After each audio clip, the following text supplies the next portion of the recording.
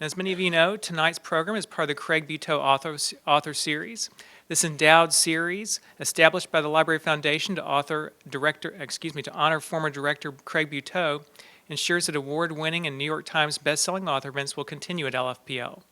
Upcoming authors include Jeff Dyer on May 23rd and Joshua Kendall on June 7th. If you'd like to learn more about these talks or order tickets, just call 502-574-1644. And as always tonight, Barnes & Noble will be selling copies of the book after the event, and we would like to thank them for making it possible for us to host these events, and they're just outside the door there. We'll also be giving away a free book as a door prize, which we'll announce at the end of the program, so don't miss your chance to win by rushing out. And as always, the person who wins will get the coveted first person in line spot, the author signing table. Also, tonight after the author speaks, we'll open the floor for questions, and when we do that, you can just stand up and ask questions, and he'll be happy to answer any that you might have. This evening, we actually have two guests. Gary Fogle of WHAS and Wave Sportscaster will be our guest moderator. And tonight's author is Tim Shanahan. He's going to reflect on his 40-year friendship with Louisville's own Muhammad Ali. And in Running with a Champ, his first book, he chronicles the real-life adventure of knowing a celebrity athlete full of stories of Ali's generosity, athleticism, and famous friends. Please join me in welcoming Gary Fogle and Tim Shanahan. Well, good evening. I'm Gary Fogle, and as you know, this is Tim Shanahan, who wrote this book, which is very entertaining and just came out, you told me, May 10th. May 10th. So it's not been out very long at all. And I know we were asked to put our cell phones away, but I'm going to be like one of my teenagers now. I wrote some of my notes that I stored in my cell phone, so I'm going to look at those from time to time as we chat. And we'll chat a little bit. He'll talk about the book, his relationship with Muhammad Ali, and then obviously we'll open for questions so you all can ask whatever's on your mind. And the first question that came to me is, my 40-year friendship with Muhammad Ali, why did it take you 40 years to write the book? Well, I never told anybody I was friends with Muhammad. They all knew I knew him, but my family didn't know, my colleagues didn't know, and all my friends didn't know I was friends with him until about maybe 5 or 6 years ago. So I was a regional manager for a medical products company and in Chicago, and I was busy, and I didn't have any thoughts about writing a book, except when I was 9 years old. Sister Charles gave me a 95 in penmanship. And I was so proud of that grade. I was sitting back and saying, maybe I'll be a writer. But that was the last time I thought of it. Until Hana Ali, I helped Hana Ali write her book back in 2002. And after writing it, she said, Shanahan, you should write your own book about my dad. You got so many great stories. So I started thinking about it then, but I said, maybe when I retire. So I retire, and Hannah calls me and said, Shanahan, you should write your own book. Are you ready to write it now? And I said, well, maybe I will. So I asked two friends of mine if I should write it, and George Foreman and Dick Enberg. I called George, and George says, the world's got to hear this story. It's going to be that you're going to go to the depths of this man's character through the eyes of a friend, and nobody can do it except you, so you got to tell this story. Dick Enberg said about the same thing. He said, you got so many rich stories about Muhammad Ali, you should write it like you're a fly on the wall.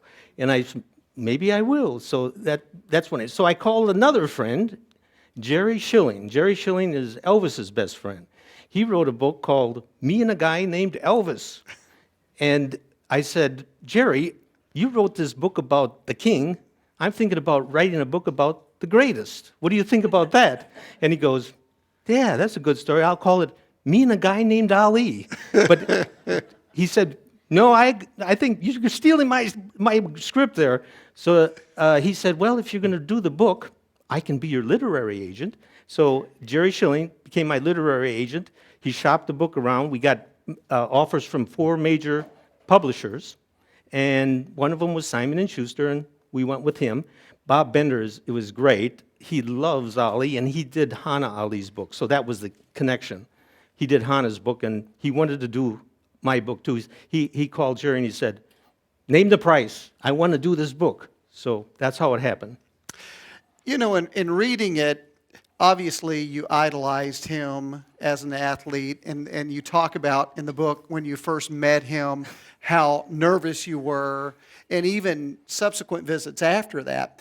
At what point did you finally get past, I'm uncomfortable around him, I idolize this guy, and we're just friends? The first time I met him, I was standing at the front door of his South Woodlawn home in Chicago, and they have stained glass windows on both sides of the door.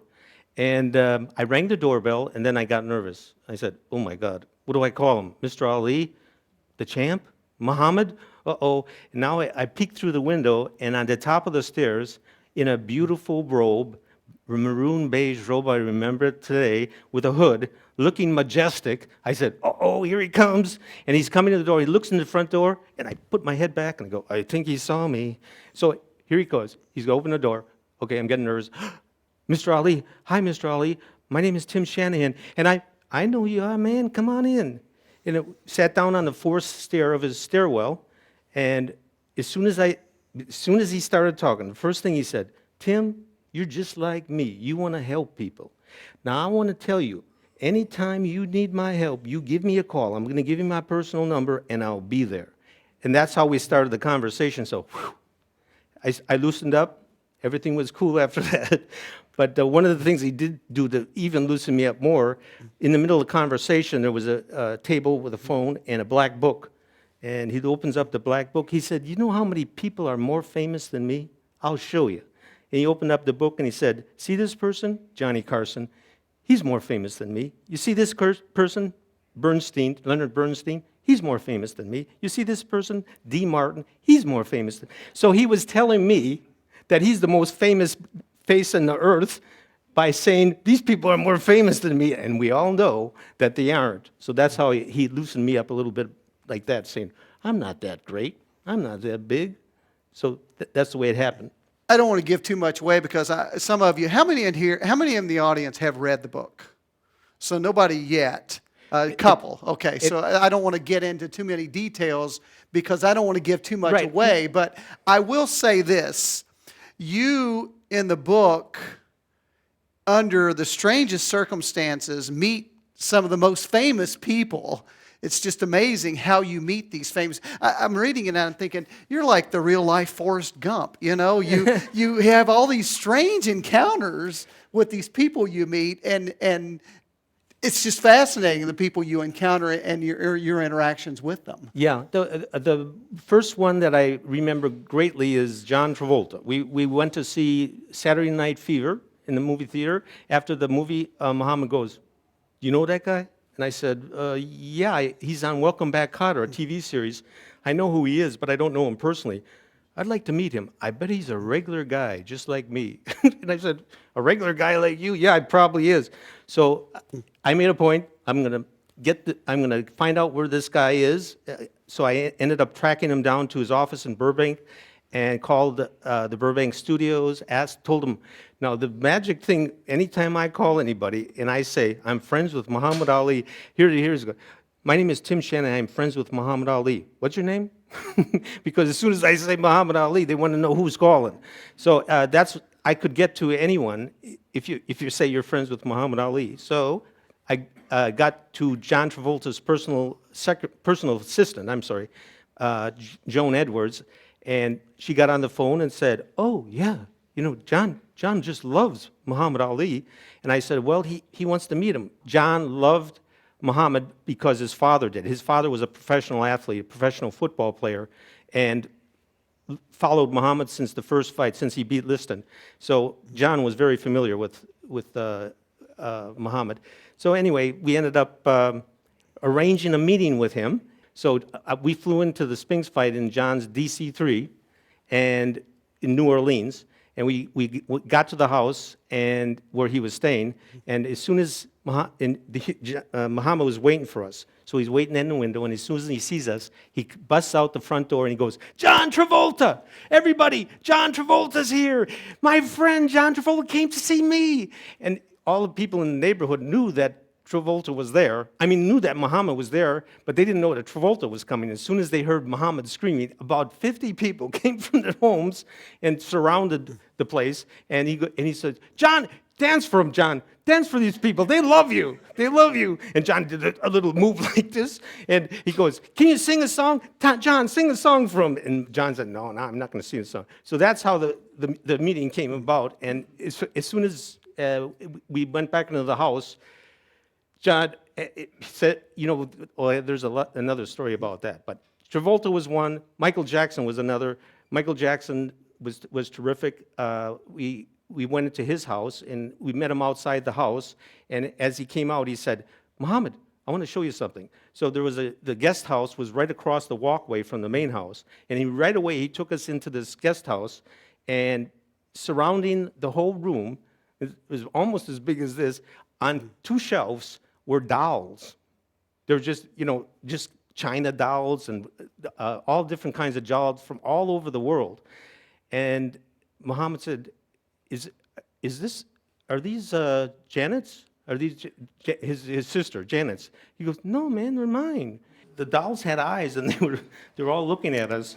But as far as after we went to into the doll house, this was an actual guest house. And the dolls, we went back to his house, into his house, and Muhammad started asking him all kinds of questions about his music, his dancing, and he got up and he said, Michael, could you dance for me? And he got up, and I had a jukebox, not jukebox, a recorder, and I had it in the recorder James Brown. And we put on James Brown, and he did, I feel good, and doodle-doodle-doo. And he started doing the dance and actually singing along with it. And Muhammad said, do that again. Remember? You remember that, what you did? And he actually played the piano and sang, I'll Be There. That was one of Muhammad's favorite songs. And after that, Janet came in, and she joined him. She was like 6 or 7, I think. She was little Janet was dancing with him and enjoying herself. Well, the big thing that I always say is Muhammad is about love, and he loves all people, and everybody that he meets, he gives inspiration to. One of the things that he has is whenever people meet him, he's always talking about how he's inspired by God, and he lives to spread the word of God. You talked about how Muhammad was all about love. Yeah. And that's what he wanted to spread was love. And I've heard it said, and you would know better as well as anyone, maybe family members would know as well, that he used boxing solely as a platform to spread love around the world. He cared about that more than he cared about boxing. Yeah, his goal in life was to spread the word about Allah, about God, but he believed in all religions. He believed in every, he was inspired by the fact that he affected so many people. Muhammad Ali is a spiritual person, and he believes in God, and he wants to spread the word of God, and he wants to help as many people as he can. How often do you talk? We used to talk a lot, but right now Muhammad is he is probably not as talkative as he used to be. So, but when you do talk with him, most of the time now anymore, it's just you talking to him and him listening. I always had, stories to tell him, and there's 5 or 6 stories that he always wanted to hear. And when I talked to him about it, he would just, acknowledge it. He would say, in 3 words, say, yeah, I remember that, yeah, I remember that. And a couple stories that I like to tell him was with John Travolta, when we met John Travolta, and as far as when he bought his first Rolls Royce in Chicago, and then he bought his second Rolls Royce in Los Angeles, those stories. You talk about in the book about people he helped, just ordinary people. I'll give one example in particular. There was a lady who you guys had met. She was having trouble buying food. Oh, yeah. Well, that was a story. We were driving in his Rolls, and he saw a mother in October, and it was very cold, and the mother was holding the baby, and she didn't have shoes on. This was in Chicago, right? In Chicago, Yes. yeah. And we stopped on the corner, and there, Muhammad rolled down the window. Hey, who are you? Hey, come on in. Come here. So they got in the car in his Rolls, and we drove to their house. And the mother was on drugs. She was a heroin addict, and her guy, just blew the coop, and she was there alone with her kids. And there was a broken refrigerator. There was no heat. It was in October. And Muhammad said, how much is a refrigerator? How much is a stove? How much is this? And I said, that's about $300. That's about $300. And it totaled about $1,500. So he wrote out a check. He carried a check in his wallet sometimes. So he wrote out a check for $1,500, and he said, now you buy the refrigerator, the stove, and your washer and dryer, and Tim's going to come back and check it out and see if you've done that. And later on, I came back, and she had bought everything that he asked her to do, including the stove, by the way. And then he bought her a sweater. She brought him a sweater just to thank him. And she said, thank him, and I know that God sent him to me, and I promise I'll stay off of drugs. In general, he has just the biggest heart in the world. And with his love, he loves everybody. And as far as his attitude towards people in general, he doesn't have any hang-ups, no prejudices, nothing. He loves the world, and he wants to spread his love, and he tries the best he can. Does anybody have a question, by the way? We do have a question. It's an urban myth in Louisville, or it's true, I don't know. Did he throw his medal in the Ohio River? Did he? You know, Did what he said. Did what he said. What? Threw the gold medal in the river. he said he did it, yeah. And there was all, and he got the gold medal back at the Olympics in '96 in Atlanta. So did he ever tell you that story? He told me the story that he threw the medal. So he into- says it's true. Yeah, yes, Me? okay. Go ahead, ladies first, go ahead. I'll go after ma'am. Well, I want to understand the premise that you just knocked on his door. What was the reason? Oh, Oh, that's right, because you Okay. folks haven't read the book yet, so it kind of threw Yes. you a little bit of a curve. I was a medical product salesman in Chicago, and one of my good friends, who was one of my best customers, was Dr. Charles Williams. And Dr. Charles Williams said, why don't you get Muhammad Ali to go to attend your Athletes for Better Education dinners?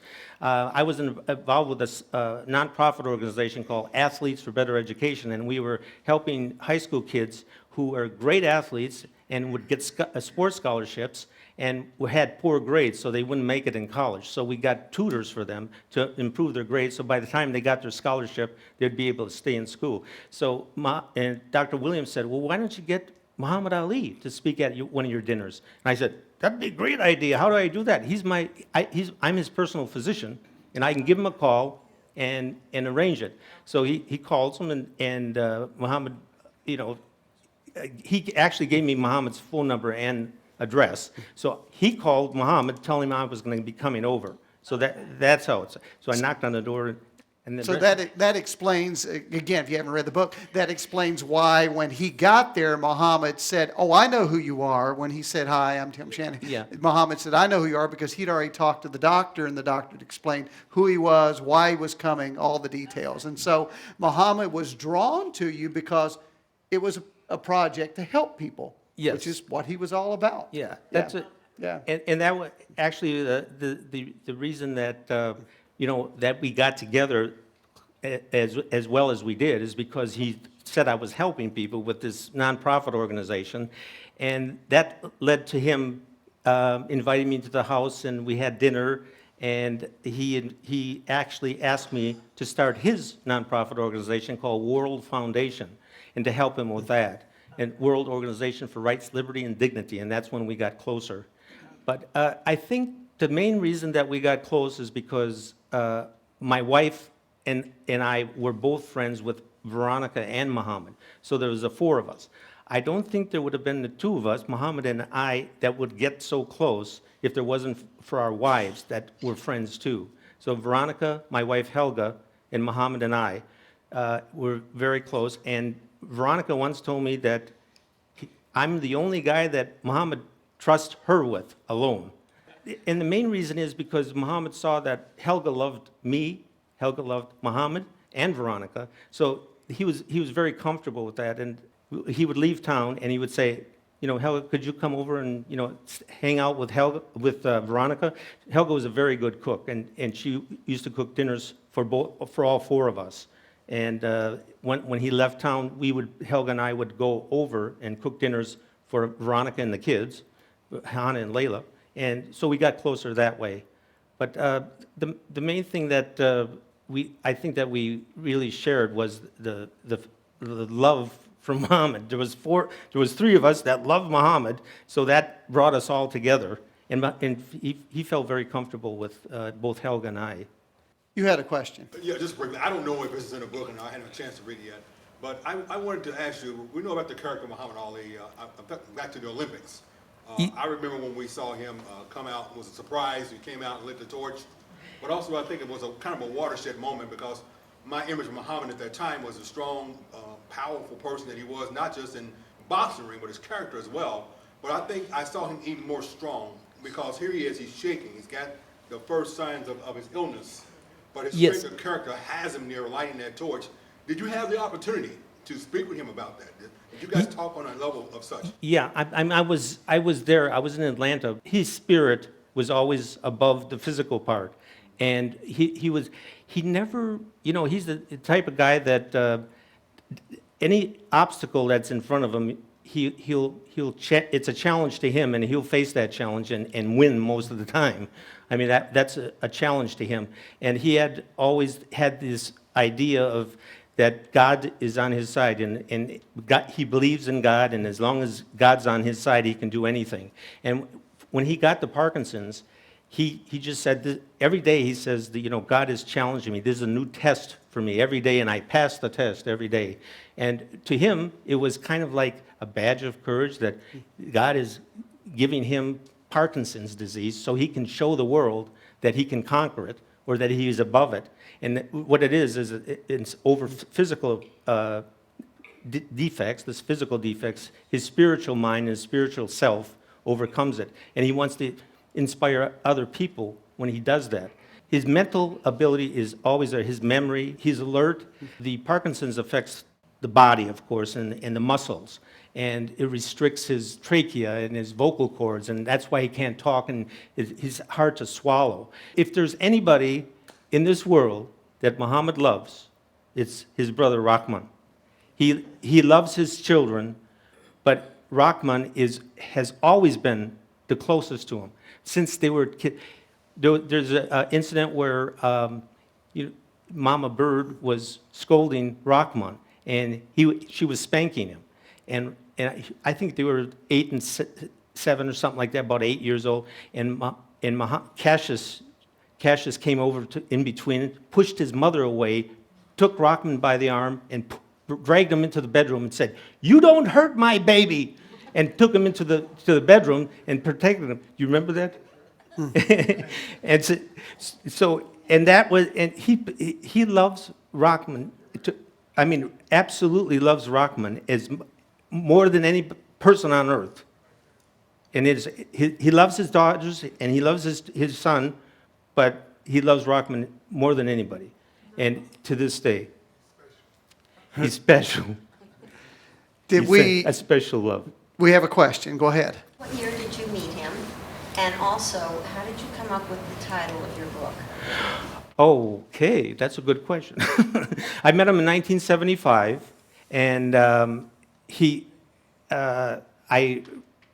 far as running with the champ, the first thing, I was an athlete. I was in the Olympics, 72 Olympics. I was in team handball. It's handball. It's a sport not like American handball, but it's team handball.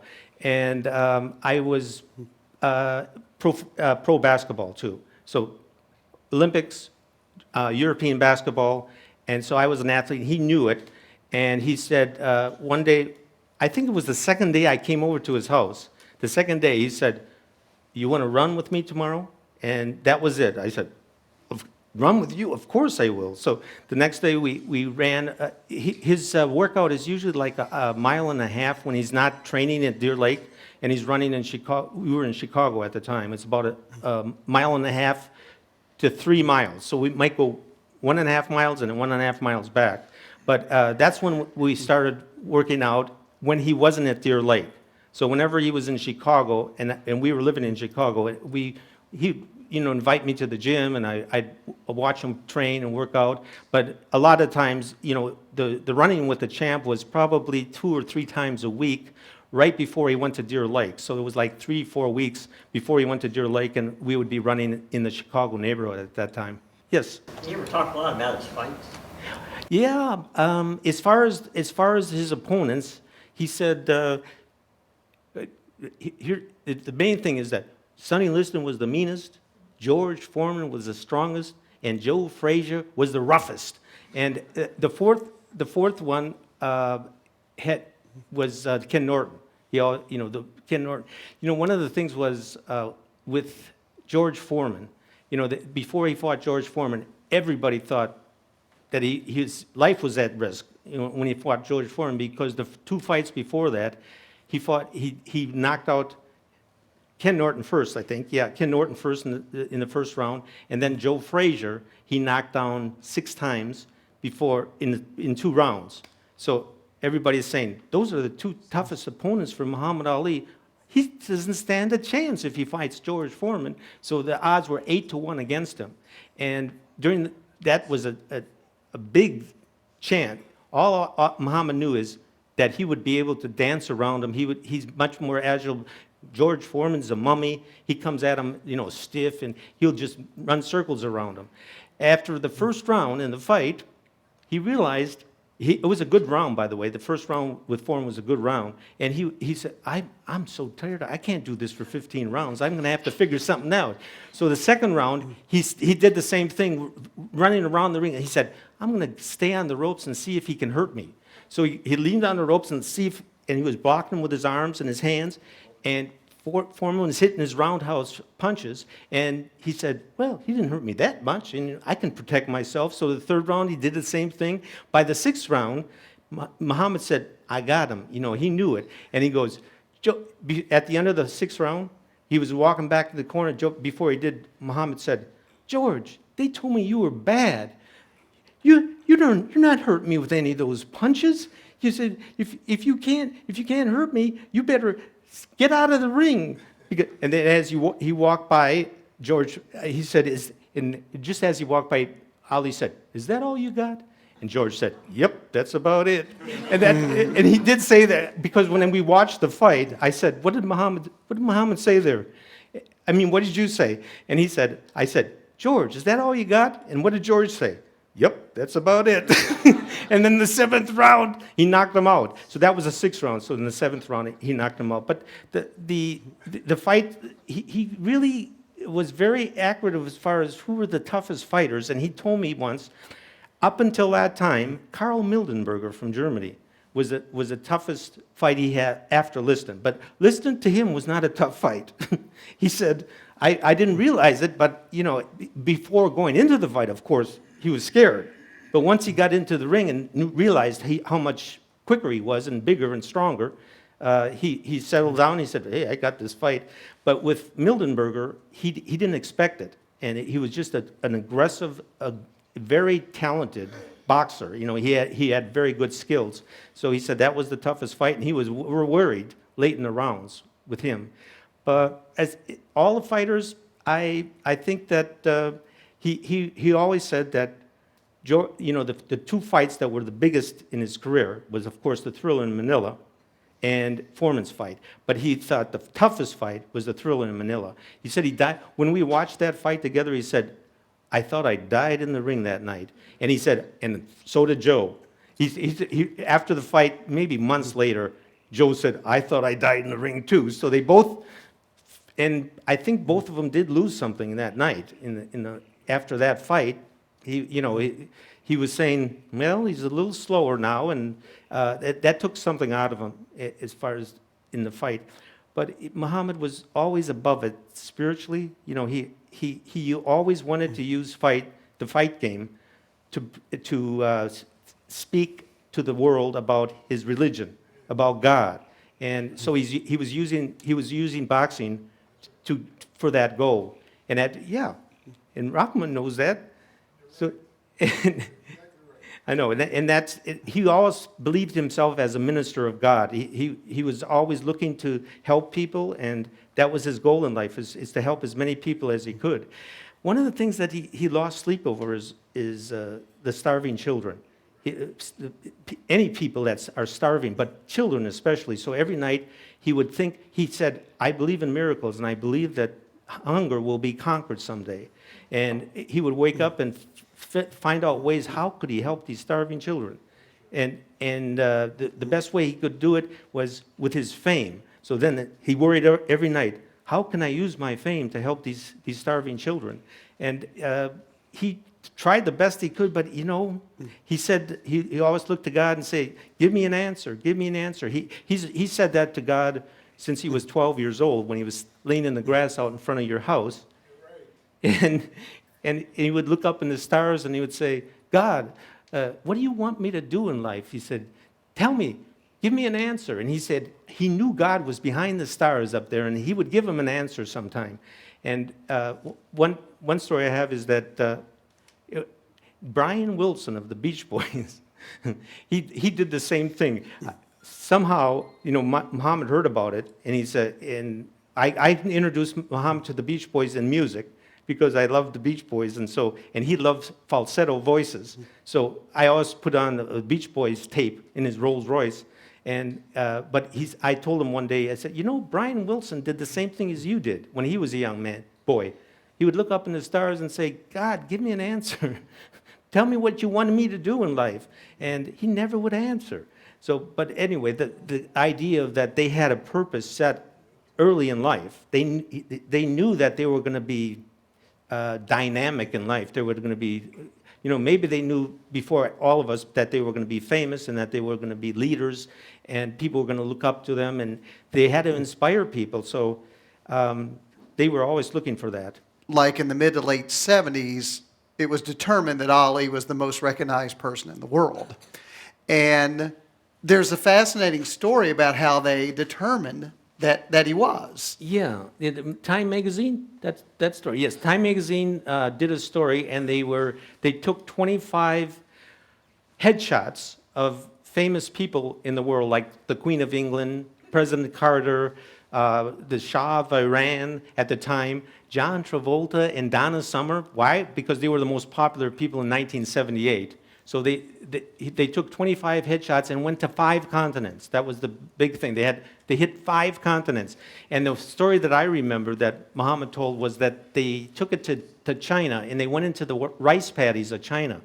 And there was this old man, looked like he was in his 90s, was alone in the field, in the water in the field, and they took it out to him, and they showed 25 photos, and they went through them, and then they stopped at Muhammad's, and he said, and they went like that, and that was it. He recognized Muhammad, and that's an advantage that Muhammad had at that time. So, but yeah, he was the most.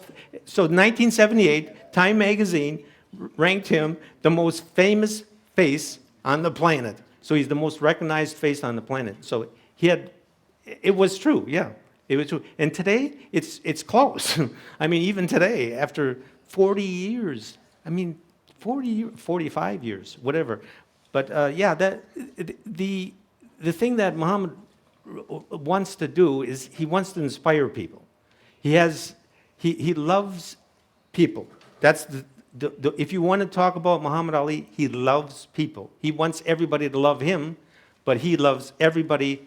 He once said, "I never look down on people who look up to me," and everybody looks up to him, but that's his goal in life, to try to help all people, and that's what I'm saying. He lost sleep at night, and it's true. I would come in to run with him at 5:30. He's up. He was already drinking coffee, and he was up for a half hour before I got there. I said, Muhammad, didn't you sleep? He said, I was worried about the starving children, and he thinks about that all night. So one of the things that he liked about me is the main thing that he liked about me was that we liked the same music. And we loved Smokey Robinson. We loved the falsetto voices, the falsetto Temptations, Eddie Kendricks. So Eddie Kendricks, Smokey Robinson, Russell Tompkins of the Stylistics. I had a knack of learning the lyrics to these songs, so he would always say, "Sing my song." I said, "Which one?" And I would pick a song, and he would say Eddie Kendricks, or he'd say Smokey Robinson. Usually it was Smokey, because he loved his falsetto voice. But one time, we went to the movie, there was a movie called The Greatest, and George Benson wrote a song for The Greatest, and it was a beautiful lyrics. I mean, if you're going to write lyrics about Muhammad Ali, that is the pinpoint accuracy of Muhammad's character with those lyrics. And I decided long ago never to walk in anyone's shadow. If I fail or if I dream, at least I'll live my dream. But anyway, and no matter what they take from me, they can't take away my dignity, because our greatest love of all is happening to me. I found the greatest love of all inside of me. Yeah, that's what Muhammad always wanted me to sing that. But the other one is people moving in, people moving out. Why? Because of the color of their skin. Run, run, run, but you sure can't hide. An eye for an eye, a tooth for a tooth. Vote for me and I'll set you free. Rap on, brother, rap on. The only person talking about love now, brother, is the preacher. And seems nobody's interested in learning except the teacher. When we were cruising in the car, he always wanted me to sing the songs that he liked. And it was always Smokey Robinson, Eddie Kendricks, Russell Tompkins of the Stylistics, Eugene Record of the Shy Lights. Oh, he loved Eugene Record. He lived very close to Muhammad in Chicago. And he'd come over and we would jam. He'd go, "Sing my song." He said his song is the greatest love of all. He said, "Sing my song." I'll say, "Sing my song." So I used to know all the lyrics to it, but at the end of the greatest love of all. Groton, did you and your brother ever box each other? You and Muhammad used to box one another? Oh yeah. Okay. Yeah, he did. And I'm gonna tell you a story. He used to beat Muhammad. I know. Okay. Yeah. You know this for a fact. Yes. Okay. Yeah, Rockman beat Muhammad. He beat him to death every time they'd spar. Yeah, every time they'd spar. When they were young, Muhammad would, Cassius would tell Rockman, here's some rocks. He gave him about 20 rocks. He said, he'd go stand against the wall. He said, "Rockman, see if you can hit me." So Rockman would take a rock and throw it at him. Muhammad would dodge him. And that's how his reflexes were. When Rockman fought a preliminary fight to the first listing fight, Rockman was fighting the preliminary. Muhammad Cassius at the time snuck out and was under the bleachers, under the stands, watching Rockman. And he saw the fight, and Rockman was getting beat. But he ended up winning the fight. But it was a tough fight, and Muhammad was so distraught that Rockman, he said, he's going to lose, but he got beat up pretty good, and yet won the fight, and he said, if Rockman has to do that to win a fight, I don't want him fighting anymore. So he told Rockman, this is it. This is your last fight. I'm going to take care of you for the rest of your life. And he did. He's your idol. Yeah, of course. They're like, I'm telling you, Muhammad loves Rockman as much as his children, and to me, more. He loves you as much as his children. You would say more. Yeah, I would too. I would too. Did we miss anyone? Anybody else have a question? All right, we've got a question right here. I just want to know about the Golden Gloves. How did he get into that? The Golden Gloves, and how many won, Yeah, Well, the Golden Gloves in Louisville. I mean, obviously he was training with Joe Martin in the Joe Martin's gym, and that's part of the young boxing history. They had a local TV boxing show here, and the winners of those bouts Called locally. Tomorrow's Champions. Right, Tomorrow's Which Champions. was mentioned earlier. Yeah, and the winners of those bouts would qualify for the Golden Gloves. So obviously, Cassius Clay was the best in his division, in his weight class, and so was Rockman. And when he was fighting, so what? 8 years straight. 1950 to 1969. 8 years. We have 9 years straight. He went 9 years straight with Cassius. Yeah, with Cassius, winning Golden Gloves. I did not know that. See? That could be your next book. Yeah, I know. When Rockman was fighting, and then he told him not to fight anymore. The point was, that was it. I mean, he kept you away from boxing after that, right? He did. Yeah, he protected you. He wanted. I know. Ali was famous, obviously, before cable television, before we had all this media all the time. If ESPN had existed back in the early 70s, they would have loved Muhammad Ali. He became the most recognized figure in the world. I think he would have been that tenfold with the media exposure you get today, with his personality. Absolutely. It would be, and the enormous, I mean, he would be bigger than Tiger Woods in his sport. I mean, he was, but, Tiger Woods in the modern age was so huge. If Muhammad was in the modern age, and like you said, on ESPN, he's the biggest now. Can you imagine how big he would be exposed on ESPN for all those years? Yes. Did somebody have? No question. How did he get along with Howard Cosell?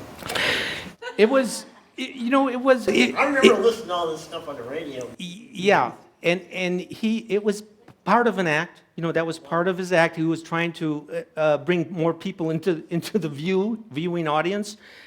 So he exaggerated it, but it was respect.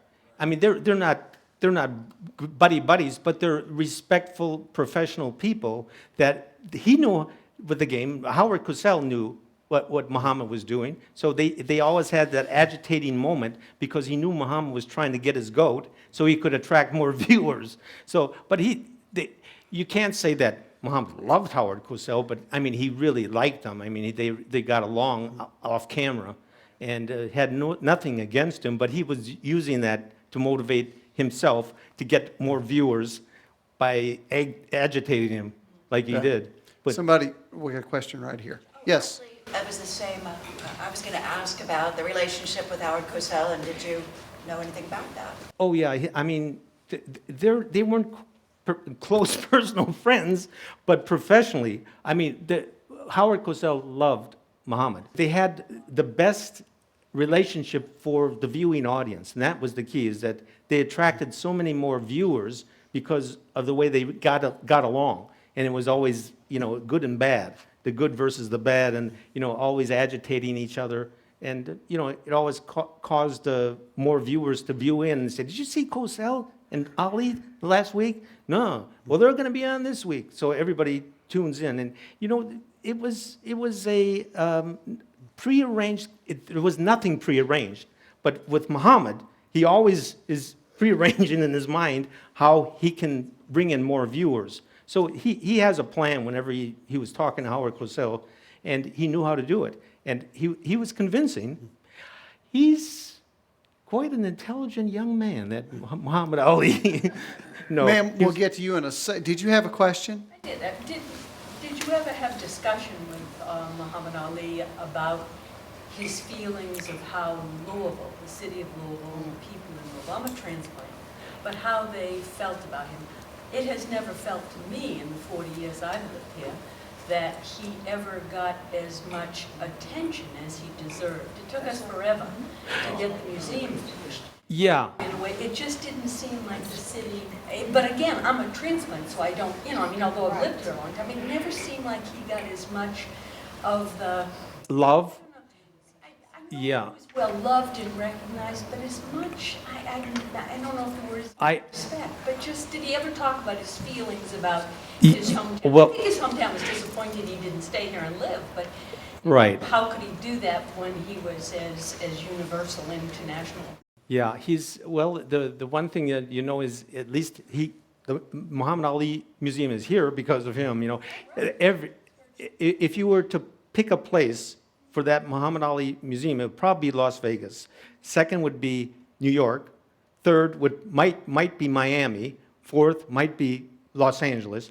I would pick Las Vegas and Los Angeles like 1, 2, and then New York, and then but he picked here. He picked Louisville because it was his hometown, and he wanted his hometown people to have the experience of going to his museum. He felt he had the town and had the respect of the whole community. Yes, he always felt that. Yeah, and one of the reasons he did it is because if he didn't feel it, or if he thought maybe the people aren't, he would bring the museum there, and then everybody would love him that he brought the museum here, that they could visit. But the museum is for teaching his core values. Yeah. Is how I always see the museum. Yeah, I think it's a magnificent museum, but they were that close to doing it in Las Vegas. I mean, they negotiated that, and Muhammad, 100% for Louisville, and that he always has been. Did you have a follow-up to that? I've got to disagree with that lady. He was called the Louisville Whip. Yeah. So much so, this town embraced him. The most exciting moment in my long life was watching after the first round with Liston? Yeah. You had to go into the fairgrounds and have the big screen. Oh, yeah. Pay per view. And everybody thought Clay at the time was going down in the first round. Because Liston had beat the last 3 people, Floyd Patterson twice, and Ingmar Johansson in the first round. Right. And when the bell rang in the first round, the people went absolutely nuts. Yeah. He survived the first round. Right. The second round and the third round, and then Liston tried to cheat with with the ointment, the ointment on the gloves, yeah, that got into his eyes. Yeah. You had a question. I just want to agree with this lady here. I think maybe Louisville may love Muhammad Ali, the boxer, but the humanitarian is where I'm seeing that it's not as embraced. When he decided that he was not going to fight in a war, Muhammad Ali was literally hated. Sure. He was a hated man. And the Louisville Whip didn't come because they loved him. They wanted him to shut up. And he wasn't, and that's how he got that title. Has he ever talked to you about refusing to go to the war, and then when he went to Iran to release hostages that we could not bring home ourselves? Has he talked to you about those things? He did talk to me about Iran, and he did talk when he went to Iraq. He went over there to have prisoners released. But as far as early on, he really didn't, with me or with other people, but he didn't talk about his religion. He didn't bring it up with us and say, did you pray today? Or, I can read you something from the Quran, and I think you'll learn from it. He never got that in between any of his friends. But he never talked to you about Vietnam and his decision as a conscientious objector to not. Yes, he did. He did talk about that, and it was really, people say that he. Oh, I remember when he said that he could, if he could fight, he would make more money for the government than if they send him to war. What good is that? If I can make the government $1 million a year with my fights, why don't they keep me here? And that was one of his arguments. And the second argument was, if he's gonna fight in the army, so in other words, he joins the army, he doesn't go to Vietnam, but he actually does exhibitions in the army, which Joe Louis did, and the same. That would be better for him.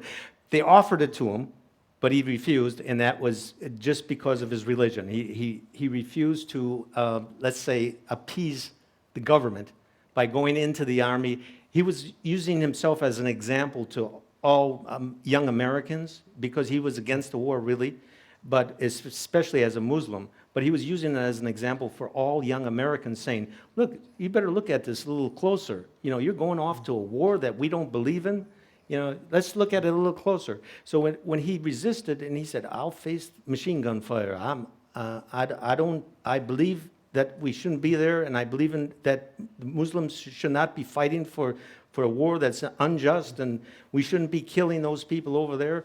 And so when he said that, people listened, and he obviously was speaking the truth, because eventually we found out, yeah, Muhammad was right. At the time, do you think they all felt about the same? I don't think everybody, you can't just. No, I mean, most people in Louisville, would you think that they were a little upset? You know, maybe that he you know, was turned, first of all, he became Muslim. You know, that would be a little upsetting to Louisville, Kentucky. Are you kidding? So, I mean, he's Throughout my life, I have followed. My mother grew up 10 doors from Cassius Clay and his family. And this is, you know, like before there was ESPN and the social media, families talked and people, you know, would talk about Muhammad Ali and his family. That was just not something at the time. When you go against the war, if someone went against the war today, they would be considered anti-American. right. So that's the point I was trying to make about him not wanting to fight in the war, and that he wasn't free in his own city to sit down at a counter and drink a cup of coffee.